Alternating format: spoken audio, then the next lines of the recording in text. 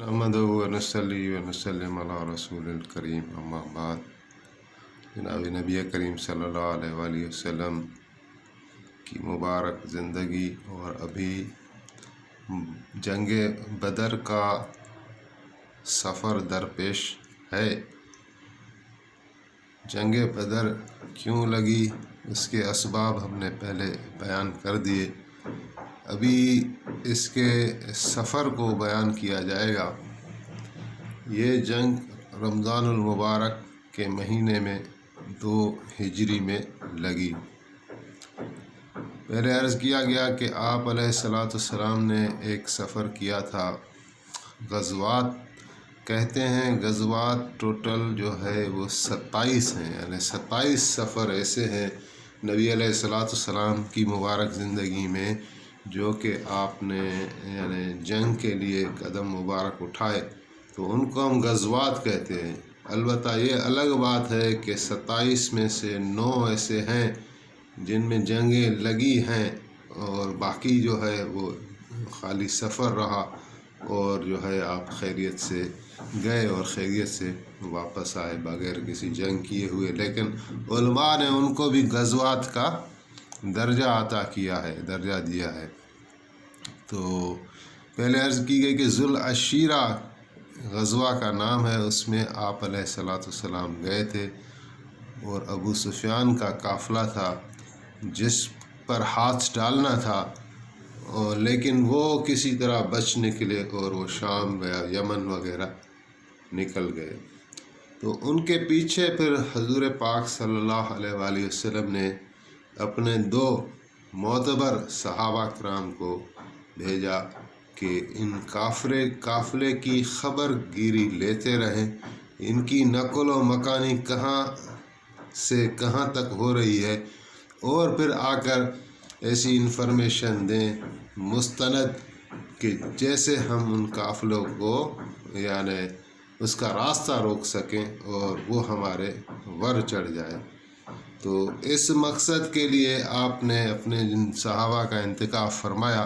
وہ تھے جناب طلحہ بن عبید اللہ رضی اللہ تعالیٰ عنہ اور سعید بن زید رضی اللہ تعالیٰ عنہ۔ پہلے بیان کر چکا کہ یہ عشرات مبشرہ کے صحابہ ہیں، 10 بڑے صحابہ میں سے 2 نام یہ آتے ہیں۔ تو یہ اس سفر انہوں نے اپنا شروع کیا اور اس قافلے کا تعاقب کرنا چاہا، لیکن یہ کرتے کرتے اتنا دور نکل گئے کہ یہ بھی یمن پہنچ گئے اور قافلہ بھی ادھر تھا۔ ایک راہب کے پاس گئے تھے ایک یعنی، تو وہاں کوئی وہ راستے میں اس کی کوئی یعنی عبادت خانہ بنا ہوا تھا، تو اس سے جا کر پوچھا، تو یہ ادھر ہی بیٹھے تھے کہ ابو سفیان بھی آ گیا جو قافلے کا سردار تھا۔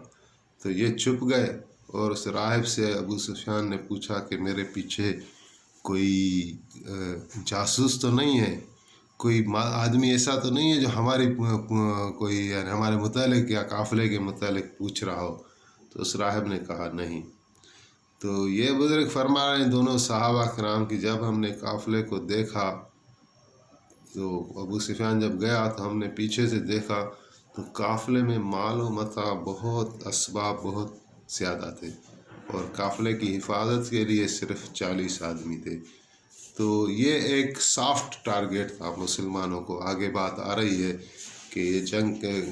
کو اللہ تعالیٰ نے کہا کہ 2 پارٹیاں ہیں، اور تم چاہ رہے تھے کہ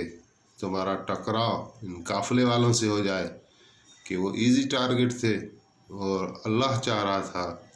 کہ تمہارا ٹکراؤ ان بڑے لشکر کے ساتھ ہو جائے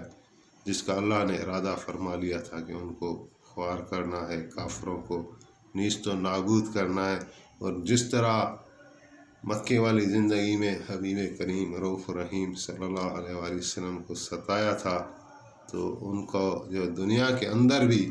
رسوائی اور عذاب ملے، اور آخرت کے لیے،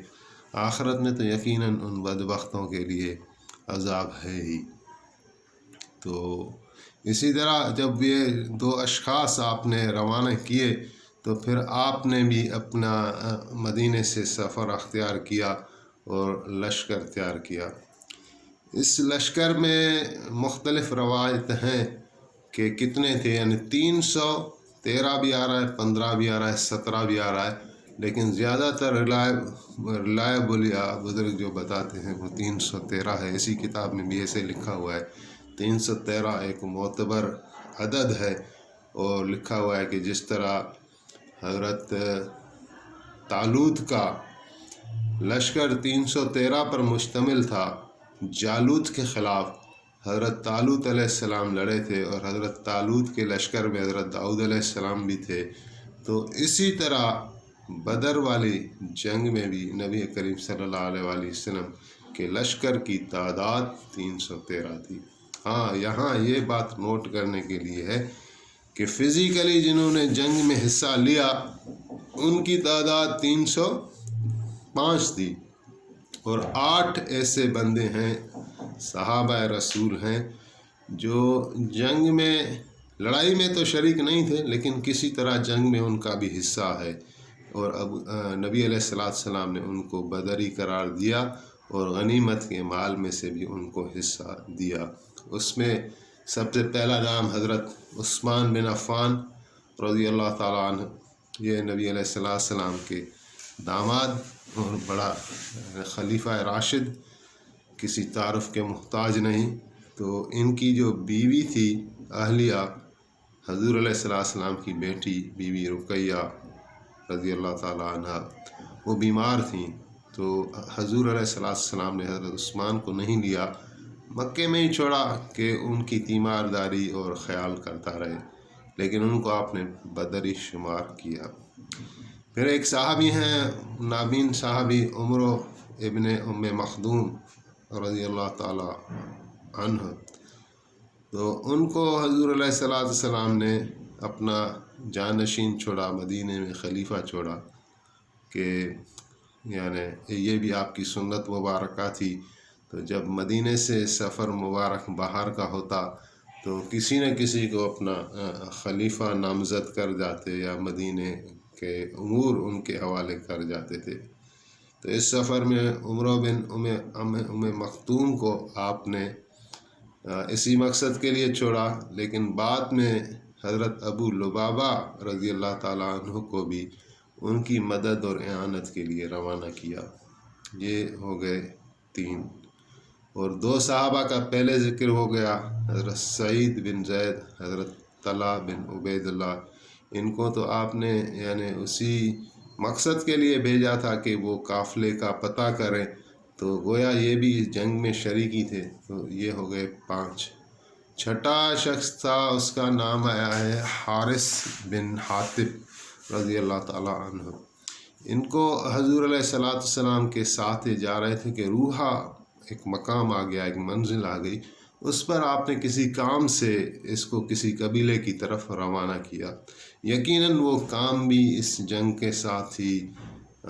وابستہ ہوگا، کوئی حکمت عملی ہوگی، اس کی وضاحت نہیں ہے، نہیں مل سکی مجھے، بہرحال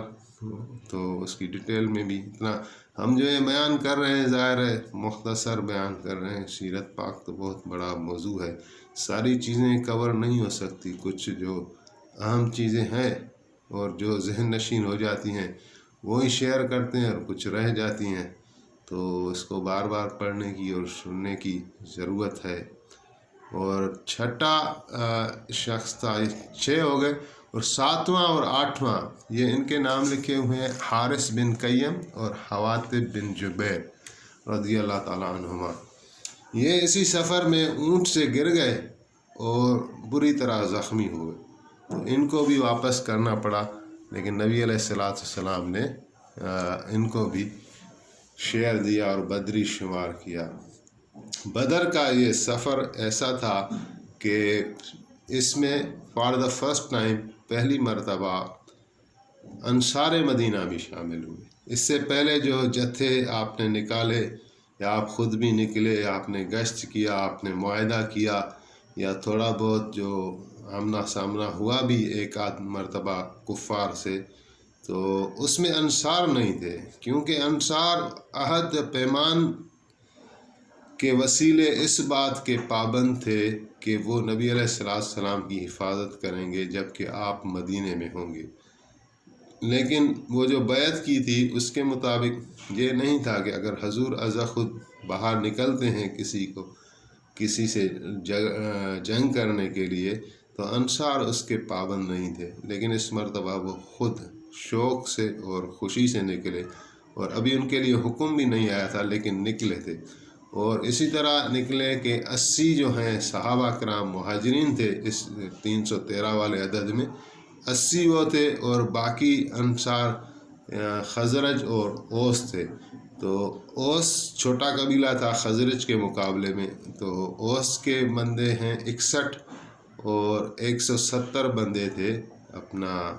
خزرج کے۔ تو یہ 313 کا ایک عدد بن گیا، اور مسلمانوں کے پاس اس میں جو سر و سامان تھا وہ بھی کوئی زیادہ نہیں تھا، اور اس میں کیا تھا کہ 2 گھوڑے تھے مسلمانوں کے پاس، اور 280 اونٹ تھے، 8 تلواریں تھیں فقط، اور 6 زرہیں تھیں۔ نبی کریم رؤوف رحیم صلی اللہ علیہ وآلہ وسلم اپنی اونٹنی جس کا نام جدعا تھا اس پر سوار تھے، اور سواری کا بھی یہ اونٹ ناکافی تھے، بندے زیادہ تھے اونٹ کم تھے، تو ایک اونٹ پر 2 3 بندے بھی سوار ہوتے تھے۔ تو آپ علیہ السلام نے بھی اسی مساوات کو قائم رکھا، اور آپ کے ساتھ جو اونٹنی پر سفر کر رہے تھے ساتھ وہ تھے حضرت علی اور حضرت ابو لبابہ۔ پھر حضرت ابو لبابہ کو آپ نے واپس مدینے بھیجا جیسا کہ عرض کیا گیا، تو ابو لبابہ کی جگہ آپ کے ساتھ مقرر ہوئے حضرت زید بن حارث۔ تو 2 بندے سواری کرتے تھے اور ایک بندہ جو ہے وہ پیدل چلتا تھا تھوڑی دیر کے لیے۔ تو ان دونوں بزرگوں نے نبی کریم صلی اللہ علیہ وآلہ وسلم کو عرض کی کہ یا رسول اللہ آپ نہ اترے، اونٹ سے آپ نہ اترے۔ ان کو ظاہر دشوار لگ رہا تھا کہ وہ ناگوار میں گزر رہا تھا کہ حضور پیدل چلے اور ہم اونٹ پر بیٹھ کر چلے، تو یہ ادب کے خلاف بھی ہے، محبت کے خلاف بھی ہے، اور حضور جیسی مبارک ہستی تو صحابہ تو جانے نشاور کرتے تھے، لیکن الامر فوق الادب، جب آپ کا کوئی حکم آ جاتا تھا تو وہ پھر حکم ماننا ان کے لیے بہت ضروری تھا۔ تو انہوں نے عرض کی کہ یا رسول اللہ آپ نہ اتریں، اور ہم باری باری کرتے تھے، لیکن آپ نے فرمایا کہ کیوں، ایسا کیوں؟ انتما اقوا منی، اس طرح فرمایا آپ نے کہ کیا تم دونوں کو میرے سے زیادہ طاقت ہے؟ تو وہ پھر چپ ہو گئے۔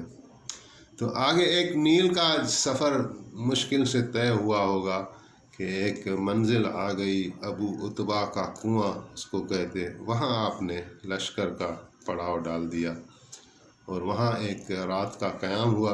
اور وہاں سے پھر آپ نے، کیونکہ جب آپ مدینہ عالیہ سے نکلے جنگ کے لیے تو آپ کے ساتھ بوڑھے بھی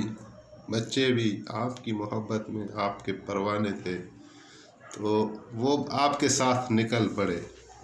حضور کی ساتھ، حضور کی رفاقت اتنی محبوب تھی صحابہ کو کہ ان کا ایک لمحہ بڑا قیمتی ہوتا تھا کہ وہ نبی علیہ السلام کے ساتھ گزرے، تو وہ بھی ساتھ ہوئے، لیکن اس منزل پر آ کر آپ نے ان کو جو ہے بچوں کو اور بوڑھوں کو وہاں سے واپس کر دیا، اور وہاں اسی منزل سے پھر آپ نے 2 بندے اپنے صحابہ اور بھیجے کہ جا کے ان کا پتہ لگائیں لشکر کا کہ کہاں چلا گیا۔ کمیونیکیشن نہیں تھا، ظاہر ہے وہ 2 بندے جو گئے ہیں حضرت طلحہ اور حضرت سعید، تو وہ قافلے کے پیچھے اتنا نکل گئے کہ جب وہ واپس آئے ہیں تو یہاں بدر کا معرکہ ختم ہو چکا تھا، اور وہ جا کے یعنی جنگ میں انہوں نے شمولیت اختیار نہیں کی۔ تو بطور یعنی جاسوس ان کو بھیجا گیا تھا، تو ہونا یہ چاہیے تھا کہ وہ ایڈوانس میں آ جاتے، لیکن کسی رکاوٹوں کے سبب، سفر کی دشواریوں کے سبب وہ نہیں آ سکے۔ تو پھر یہاں آ کے کمیونیکیشن تو تھی نہیں کہ یہاں آ کے پھر ضرورت پڑی کہ لشکر کی تازہ ترین قافلے کی یعنی صورت حال سے واقف ہوں، تاکہ جو رخ قافلے کا ہے وہی رخ ہم بھی لیں۔ تو اس مقصد کے لیے پھر یہاں آ کے آپ نے 2 صحابہ کو بھیجا، وہ گئے اور ایک جگہ تو دیکھتے رہے، پوچھتے رہے، لیکن یہ واپس آ گئے تو پیچھے جو ہے ابو سفیان ایک بڑا چوکنا اور چالاک اور یعنی وقت پر فیصلہ کرنے والا، اس میں ایسی صلاحیتیں تھیں، تو اس نے جا کے دیکھا کہ ایک بچی تھی اور وہ اس کو بکریاں چرا رہی تھیں، تو اس سے پوچھا کہ یہاں کوئی بندے تو نہیں نظر آئے؟ اس نے کہا کہ 2 بندوں کو میں نے دیکھا ہے فلانی جگہ فلانے اونٹ۔ تو وہاں وہ جا کے گئے تو ان اونٹ کے نشان بھی پائے، اور اونٹ کی جو لڈ ہوتی ہے وہ بھی لڈیں بھی جا کے دیکھیں تو اس میں ایک کھجور کا جو گٹھلی ہوتی ہے وہ دیکھیں تو وہ بالکل پتلی سی تھی، تو سمجھ گیا کہ یہ مدینے کی کھجور ہے، یہاں یہ اونٹ آئے ہیں، اور یہ یقیناً ہو نہ ہو یہ محمد علیہ السلام کے آدمی ہوں گے جو ہمارے پیچھے ہیں۔ تو یہاں سے جو ہے اس نے اپنے